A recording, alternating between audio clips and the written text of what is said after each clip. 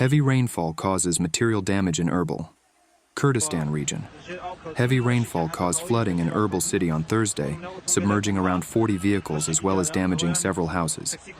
The Kurdistan region has witnessed a wave of torrential rain since Wednesday afternoon. Local authorities in Garmiyan and Raparin administrations declared a public holiday on Thursday due to the rain. Heavy rain caused material damage in Erbil on Thursday, with Erbil Defense Directorate's spokesperson announcing that around 40 vehicles were submerged. Some houses were also flooded, leaving many families in despair. The Kurdistan region has experienced heavy rainfall this week. High water levels and flash floods during the rainy season in fall and winter are a common and at times deadly occurrence in the region. Erbil's governor claimed that the Kurdistan Regional Government's KRG measures have minimized the impact of heavy rains in Erbil. Floods are a common natural calamity in Erbil, at times resulting in death and destruction.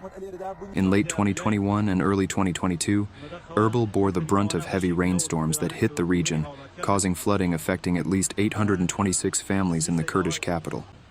12 people were killed, including a 10-month-old baby.